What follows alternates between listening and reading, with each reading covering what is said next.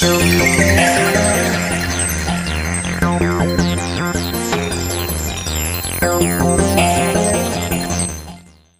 is up, Squared Nation? Welcome back to No Counters, No Combos, and today we're back in the battle chamber. I'm on the right playing Wish Gohan, and we have Jesus on the left playing Mecha Frieza. Shout out to Jesus. He's one of our youngest, if not the youngest, player at our locals.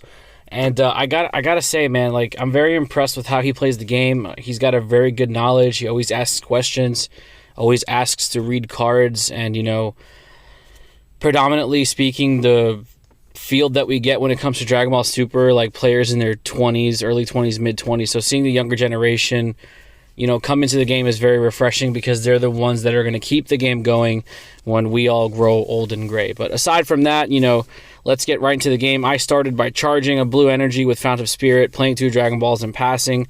Jesus is going to open with a yellow charge, activating Frieza's skill, taking a life. Free playing Planet Vegeta, which is going to allow him to search a Saiyan that's yellow. That's actually, it's no color restriction. Saiyan that's 4 or less to his hand. He's going to go ahead and attack me. I'm going to go ahead and take that damage because I need cards. Because I'm playing a Wish Leader and I need to make sure that I have 7 Dragon Balls in my drop area in order to flip to my backside. So with that, he's going to pass over to me. I'm going to go ahead and charge another Fount of Spirit. Attack with my leader to his. Auto, look at life or deck for a Dragon Ball. And then shuffle each pile if you look through it. And then he gains plus 5k for the duration of the battle. So that plus 5k for the battle is actually really good, all things considered, because I can actually pressure unawakened and awakened leaders, which is good. That doesn't really hurt, you know, not awakening super early, but definitely, you know, playing, you know, these Wish leaders again, or you know, this whole tournament, I wasn't able to do as well as I wanted, but it's very interesting to see where the meta has kind of shifted since set 5. So I'm going to go ahead and grab that Super Dragon Ball that you see there and add it to my hand.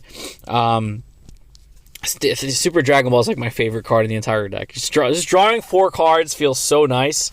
For 2 energy is not that bad, especially in a blue leader with access to dimension magic. You know, being able to just sparking and untap, it's not that bad. But as you can see, Jesus is going to combo out with the Wii Super combo and then rival his Vegeta, his King Vegeta, which is going to give him an evolve target if he really needs it. I'm going to go ahead and play the Super Dragon Ball, draw 4 cards, discard 2. As you can see, I discard a Vegeta and a Trunks, both 2 costs, both 15k, so they are Fount of Spirit targets. And I'm just going to go ahead and pass because there's really not much I could do here. Obviously, my main goal is to get as many Dragon Balls in the drop area as possible, as soon as possible, so I can go ahead and flip to the backside and start, you know, kind of doing my thing. But it definitely takes a lot longer than I remember. So Jesus is going to go ahead and activate his Mecha Frieza lead, taking a life, tapping 1 yellow for Unite Assemble, and then he's going to go ahead and grab his Chapel or Chapil from the deck. Chapil or Chapel, however you pronounce it, is a very good target because it kind of manipulates your opponent's energy. Anytime they want to turn sideways, they are going to have to go ahead and tap an energy for that attack. And that's going to help you trigger things like Poutine, trigger things like Bergamo because you're playing yellow. So it's a very nice strategy. Unite Assemble is just a really good card. You know, draw 2 cards is always really nice. It's kind of like you know, similar to March of the Great Apes, as we're so used to seeing Mecha Frieza play back in those early heyday Mecha Frieza ape lists. So he's going to go ahead and play that Chapil off of the Unite Assemble. He's going to go ahead and swing at my leader with his auto draw. And I'm just going to take life because there's really no point for me to not take life here. I need to get awakened as soon as possible, and just getting down to 4 is where I need to be for my super combos anyway, so I don't mind taking the first 4 life. And I did a really good job. I remember playing this game specifically. I did a really good job of not having any Dragon Balls in life, so they're all in my deck and I have to fish them out. So that is good because you don't have to worry about your life total, but it's also bad because you have to fish them out one by one.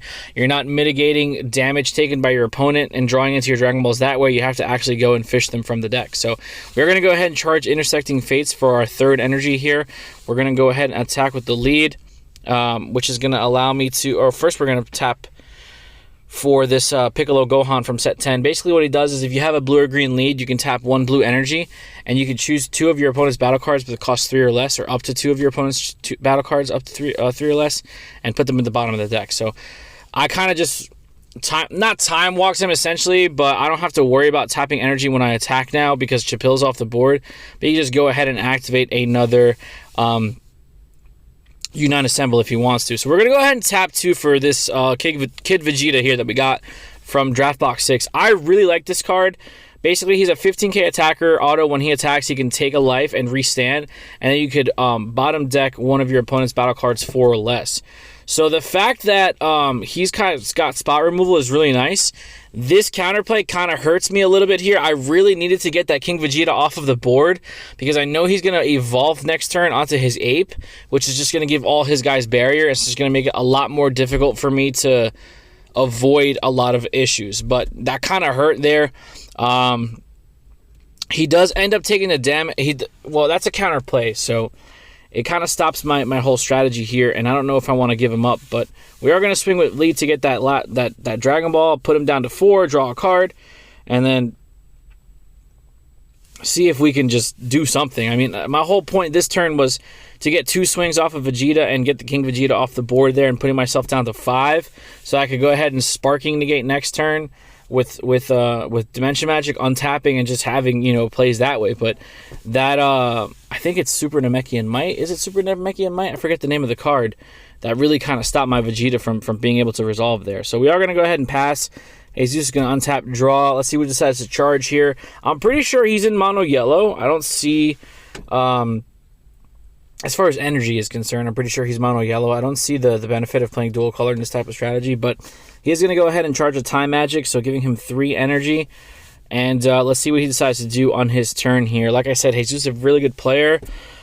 He started coming to our locals a couple months ago playing Black Majin Buu, or Black Bibbidi, rather, that awakens into Majin Buu, and he's just kind of evolved from there. So just seeing him gravitate towards new decks and strategies and actually seeing his skills and the way he plays the game is really nice, especially in a younger player. So he is going to go ahead and free play this Bardock, tapping my Vegeta down, which is great because, like I said, you're in yellow, so you always have access to tapping battle cards, which is going to allow you to free play your Poutine. I don't think he has it just yet, but having Bardock and Vegeta on the board, he now has his evolution targets for his Apes. You know, back in the day, Bardock Will of Iron was a very popular card for the Mecha Frieza Ape strategy, and you're going to see it come to life again here.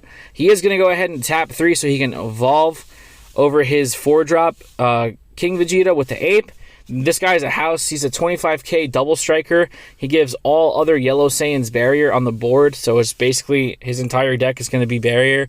And the combination of that with having 20k Ape blockers that restand with Planet Vegeta, you can kind of see how this deck used to dominate back in the day before the errata, or before the banning of, or the errata of Mecha Frieza, and then the reboot of Mecha Frieza, or whatever the case may be.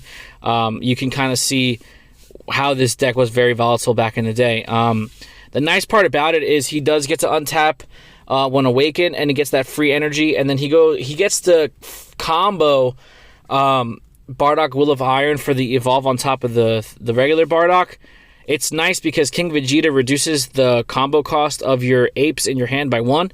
So he's essentially getting a free 10k combo that he can now evolve on top of his Bardock, giving him another 20k double striker. So it's crazy, like, how much, you know, pressure you have to deal with here. He just basically swung, you know, 2 double strikers at me, and I had to burn 2 counters on them to make sure I didn't go down to an uncomfortable life total. But you can obviously see already at this point I'm already playing from behind. So he's got 2 huge guys on board. Luckily, the King Vegeta doesn't have barrier himself, but getting rid of a 25k is a lot of work, especially if you don't have spot removal in the deck to do so. And he's also a 25k double striker on offense, which is crazy. So he's going to pass, untap his blocker, or his Apes rather, with Planet Vegeta, and I'm going to go ahead and try to figure out what I'm going to do this turn. I'm sitting at 3 energy. You know, by now, charging my 4th energy, I really would like to be on my backside. It's just not working for me right now. We're going to go ahead and charge this Vegeta, giving us our 4th blue source. You know, if you can't flip when you're playing Wish, if you can't flip early, it does become an uphill battle post turn 3. I wasn't playing the Great Saiyaman Power Booster promos. Not only did I completely forget about that card, but I don't even think I have that card. Like, that card's super old. I mean, it's probably somewhere in my bulk, but I don't even remember exactly where it is. But that would have probably helped me, consistently awaken earlier in the game. But, it is what it is. We do these things to have fun and to pay tribute to my favorite character in the entire anime. So I'm going to go ahead and swing with my Gohan. We're going to grab another ball. 15k. He's going to combo out with this Vegeta. I'm going to go ahead and free play my ball to draw. I think I should have like 5 balls in drop area at this point. We're going to go ahead and tap 1 for Dragon Radar, which is going to allow me to add 2 Dragon Balls back to my hand.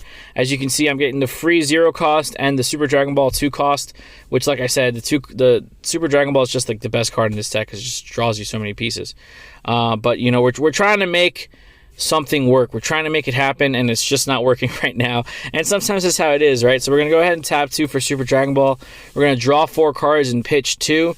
What I like about Super Dragon Ball is that it fuels my drop area for Fount of Spirit. Otherwise, yes, you can combo them off. Yes, you can hard cast them and play them and have them die. But it's just nice having valid targets for discard fodder that you don't feel bad about discarding. That's going to help you further your strategy. So it's just a nice combination. I feel like if you're going to play Super Dragon Balls, blue is not the worst choice to play it in because you have access to that D-Magic with the untap. Pretty much your Sparking is going to be live by turn 2, so it's just nice to have something to sit back on if you want to play a longer, grindier game. We're going to go ahead and tap 1 for Intersecting Face, which will allow me to look at top 2, add 1 to hand, and the other to the top or bottom of the deck, depending on where I want to put it. And then at the end of my turn, I can untap a blue energy. We're going to go ahead and free play another Dragon Ball here. This should be my 6th Dragon Ball. The reason I wanted to play Intersecting Fates is because not only do I think it's the best turn 1 for blue decks, it does help me dig further, which is kind of like what I wanted to do. Like, the whole thought process behind it was the more I could dig to the deck, the quicker I'll be able to see my Dragon Balls, but it just didn't work the way I planned. And we're going to go ahead and pass turn. We're going into turn 5 here, or I should say, turn 4 proper with Jesus charging his 4th energy. And we're not looking good. We're sitting at 5 life. We're not on our backside yet. We only have 1 blue active energy. If I can survive this turn, if I can survive this turn, I'll definitely be able to get my last Dragon Ball out, so get to my backside and just start hopefully playing. But Jesus has already established a really significantly sized board. It's going to be very hard for me to come out of, especially yellow. Yellow just naturally is a bad matchup for blue, and also having all of these blockers and stuff I have to worry about without putting too much presence on board is just not great. So he's going to go ahead and swing at me with his Unison 15k. I'm going to take and go down to 4. He's going to feed so he can get 4 markers. He's going to neg 4 to get 2 apes out of his deck with different names and play them, which is crazy because now you go into Raiders Warcry, which is another 20k double strike. You go into this old school dirty boy here, Prince Vegeta, which is a 20k crit that allows you to look at top 3 for an ape and add it to your hand. It's just nice. Like, obviously, it's a combo deck. You need all of your pieces to go off and sequence properly so that you can, do your thing. But if you can do it, it's pretty nice because now I'm never going to be able to get to his leader, especially with the blockers that he has on the board and all of his 20k strikes just coming in on me every turn. So he's going to go ahead and swing at me with Vegeta, 20k. I do not counter this attack, and he goes and he throws a Champa on it. So I'm going to go ahead and activate Bean to go up to 15 here. I need to get to 35 to combo out of this strike, which is crazy. I do have a large hand size, but the fact that he's pushing me so aggressively is going to start reducing the amount of cards that I've collected over the course of the game. So 15, tap 1 for a 10k, that's 25. We're going to Bean again to go up to 30. So I do need 5 more combo power here. That's the good thing about Senzu Bean. Not only does it give you energy back, but it just gives you that permanent 5k for the turn. So we're going to go ahead and use another Bean to get to 35. And now my Gohan is sitting at 25k base, which is nice. He'll have to force combo up on his attacks here to just, trade, or to go even rather at 25 because his apes are 20k base. He's going to turn sideways here with Raiders into my lead, 20 to 25. I'm not going to counter this attack. Let's see if he decides to combo. I don't think he realizes that I've resolved 3 Senzu Beans this turn, so my leader is just base right now, 25. I'm not sure if he realized that just yet. So he didn't, and the attack fizzles because Raiders is only at 20. But this here is an even hit. So he's going to go ahead and swing King Vegeta. I'm not going to counter. That's a 25k double strike. He's going to super combo up to 35. I'm going to snap take, go down to 2. And he's going to go ahead and pass turn. And, oh, maybe not. Maybe he's going to try to pressure me this last turn with this. I mean, I don't see why not. I'm sitting at 2 life. I've got 3 open. He's got 1 more double strike on board and his leader. So I don't see why you don't push at this point, especially since I'm only sitting at 25. I'm not awakened just yet. So let's see what happens here. I think he's just debating on whether or not he wants to push and give me more cards, or if at this point, like, I get it. I understand the cautiousness of not wanting to go sideways because he probably feels like no matter what, he's going to win next turn anyway. So he's going to go ahead and swing at lead just so he can get the free draw. Obviously, he's not going to combo up into his leader here because putting me to 1 makes no sense when you can just shotgun into the Bardock. But he's going to pass turn here. So the only thing I would have did different is I would have definitely swung with Will of Iron because, at worst case scenario, your opponent's going to have a negate, right? So you want to force that negate out of their hand so you don't have to worry about it in the future. So I would have definitely forced the issue there with Will of Iron. Honest, even though it is a 25, like, you run the risk of, not capitalizing there. He might have been able to beat me. You don't really know what's in my hand. It's just one of those things, where you're playing the mind game in the game itself. So I get to live another turn. We're going to go ahead and charge our 5th energy here, swing at lead, so we can search for our last Dragon Ball. Finally, on turn 5, I'm going to be able to hopefully make a wish and flip over to my backside. Which is going to allow me to try and do stuff, I guess. So he's going to go ahead and take it because it is only a single strike attack, and he's got a blocker on board, and he's got no energy open, but he's Mecha Frieza, so he could just take life to activate extra cards. We're going to go ahead and play our last Dragon Ball here to draw a card. Let's see if... was that in fact our last Dragon Ball? That should have been our last Dragon Ball. Yeah, thank God. Oh my gosh, it's taking so long. We're going to go ahead and wish, flip over to the backside. Now, on the backside of this Gohan leader, he's very interesting. He's a 15k attacker. He doesn't get the auto of getting the 5k anymore, but he's got 3 different activate mains. So activate main once per turn, you can either draw a card, you can free play a desire that's blue or black, equal or less than your current energy, so you can free play a desire that's 5 or less essentially. And his ultimate skill is you can RFG, remove from game, 7 Dragon Balls from your drop area, and you can restand 3 blue energy and give your leader plus 15k in crit. So he would be a 30k crit swing if he was active. Obviously, I've already wasted my attack here getting that last Dragon Ball, but there are ways of restanding leaders with certain desire cards and stuff like that, which was the whole point of the strategy, really. I wanted to just try to go as aggressive as possible with the leader, but sometimes that's not how the cookie crumbles, right? So I was finally able to wish to my backside here. They all have barrier, these boys, so I kind of misplay here, just not paying attention. I am going to go ahead and turn sideways with my Vegeta to go into his leader,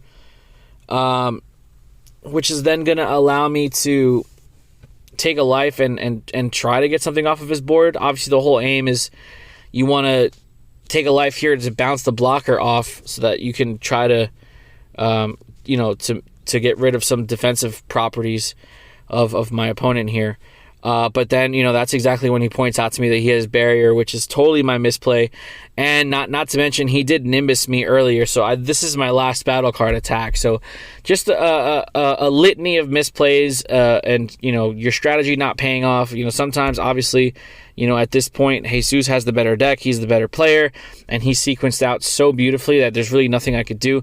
I am going to super combo and try to dig for my win con, or one of my win cons, rather, making this Vegeta a 25k swing to his lead. But even if he decides to take this, he's still got 2 life, and I'm not really sure I can sneak in that last double strike damage here, especially because he has an active blocker on his board, which is primarily what he's going to use for my last attacker once he reads that properly. So he is going to go ahead and super combo with the Whis, reducing my Vegeta by 10k. So it essentially just fizzles out the attack with 1 card. We are going to go ahead and tap 2 energy here to play Call to Justice, which is the desire card that's specific to this Gohan leader. Basically, you tap 2 blue energy, and you can choose your leader to restand him. So he essentially gets to attack again, and he's still under Nimbus. So basically, Nimbus doesn't stop your leader from attacking. It only just stops you from attacking with battle cards. So leader cards and unisons get under Flying Nimbus, but in a deck like this where I'm playing a Wish strategy, there's really not much more I could do. I can't put another battle card on board and try to pressure that way. I have to try and win the game with my leader, which is next to near impossible at this point. So my leader's sitting at 15k. I did tap the energy for Call to Justice, so I still have my ultimate skill or my ability to draw a card, which you can see here is exactly what I'm deciding to do. There's no way I can beat him, so I really have to pray for a miracle to see if I can survive another turn. But putting him down to 2 at this point does nothing for me, except for just, give him an extra card to put me away next turn. So, all in all, at the end of the day, I really did have fun revisiting this old mechanic that we got back in set 5. I really did enjoy my time playing set 5, the wish slip mechanic, and it was fun. It was a new take on the game. We really hadn't seen anything like that up until then. Everything was just kind of unga bunga and like aggro, and maybe a couple of control and mid-range decks splashed between there. But I feel like the meta and the strategy of the game definitely shifted when Wish came out, because there was a lot of different things that you can do, and just generically playing a Shenron leader allowed you to play with quote-unquote older bad cards and just kind of revamp them a little bit. So I definitely enjoyed set 5.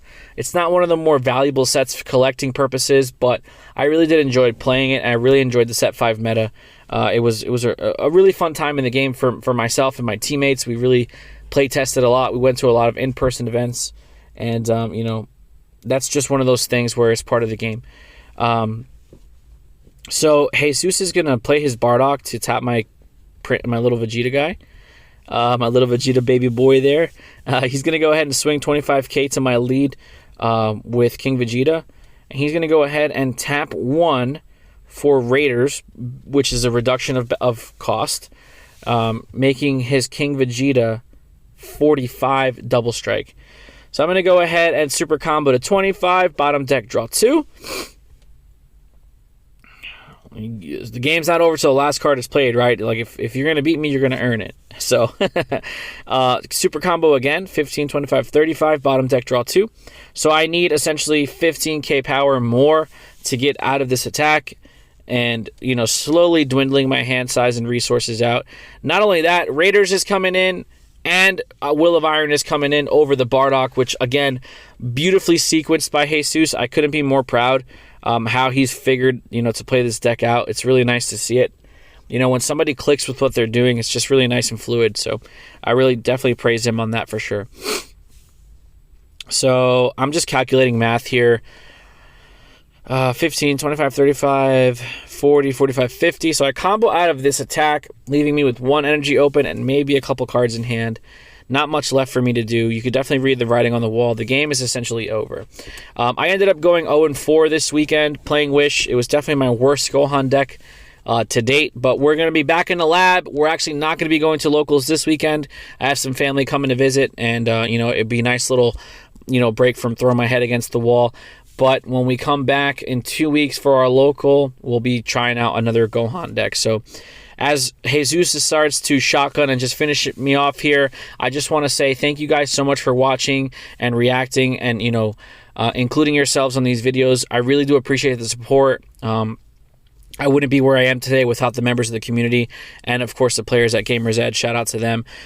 With that being said, we're going to get on out of here. I'll let the end of the game roll out so you guys can finish looking at it. Don't forget to like, share, comment, subscribe. Please hit the notification bell so you can stay up to date with everything No Counters, No Combos.